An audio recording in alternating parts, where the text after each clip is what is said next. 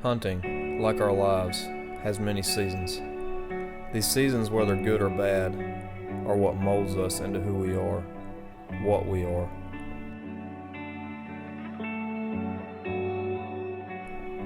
We are all born with a calling, something that will drive us through life, something deep down that isn't just part of us, it is us. It's who we are. Like most, it has taken many of these seasons in life to define me, to hone in on who I am and who I want to be. This season has and will always be one of those defining seasons in my life. This season started on an extreme low after losing my sweet Ma Betty to lung cancer on December 28, 2018. In her fight with cancer, she taught me some valuable lessons. She taught me that the fight, no matter how hard, is never over. She taught me to never lose sight of who I am, even at my weakest points.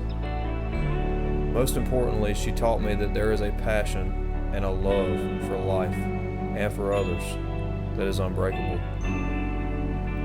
Determined to not forget these lessons, I fletched an arrow in purple, just for her, to always have on my hunting adventures, no matter where they may take me. With arrow in hand, I knew this season was going to be special.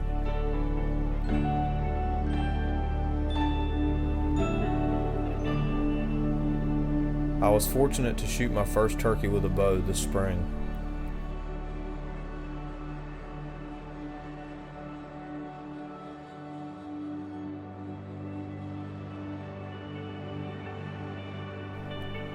Once turkey season was over, it was time to prep for Colorado. With this being our second season out, hopes were extremely high for killing an elk. Almost a little too high. Nathan and I got to Colorado, and temperatures were near 100 degrees. We hunted hard and put in some hard miles in some of the most extreme, rugged terrain either one of us had ever seen.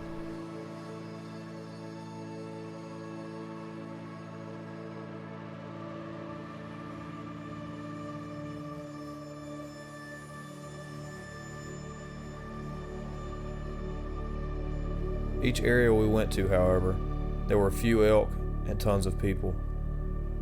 We finally hit that point that we all get to in life where we're ready to give up and all seems to be failing.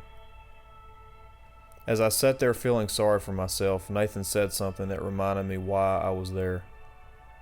He said, "A hunt is not defined by the kill, but the struggles you overcome and the adventures within the pursuit."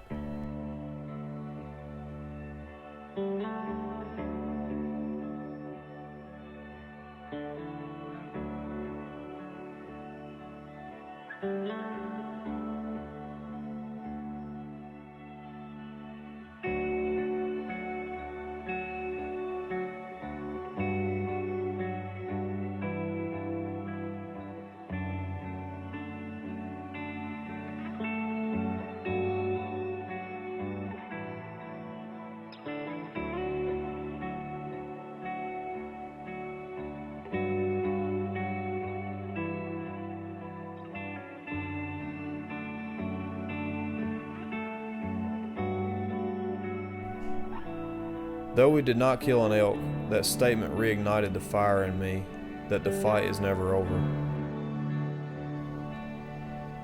A few weeks later, I was able to shoot a buck at the house with my Ma Betty arrow, and after not shooting a buck for 4 seasons, excited is not the words to describe how I felt. Then came November and our annual Ohio public land trip. After hiking in on the first morning of the hunt and hanging a stand purely off of map scouting and a little intel from the year before, I was able to shoot my first public land buck on film. At 14 yards, once again, my Ma Betty arrow came through. This was another defining moment in the season as I lost control of my emotions. At that moment, all I could think about was how thankful I was for my beautiful wife and how amazing it is to be walking through life with my best friend, and how truly blessed I have been in life. It was not about the kill, it was about the journey, and the overwhelming support that she gives me to do what I love to do, no matter what. After that hunt each year, I focus on taking my grandpa. This year was no different, and we hunted long hours and days trying to get him on a buck.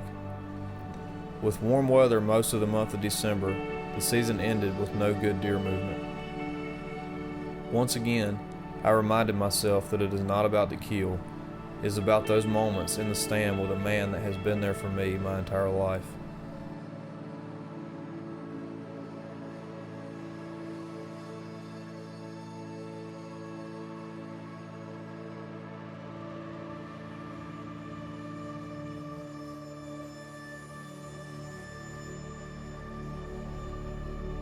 Now I'm sitting here in the last few hours of season, sitting in a cold lock-on tree stand, getting snowed on here in Kentucky. And once again, all I can think about is how blessed I am and how wonderful this life is.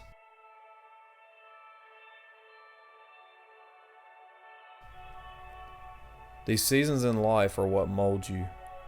No matter where you are in life, no matter how hard the road is right now, never forget that life is full of seasons, and seasons always change. Never forget that the fight is never over. Never forget who you are. And always have a passion and love for life and others that is unbreakable.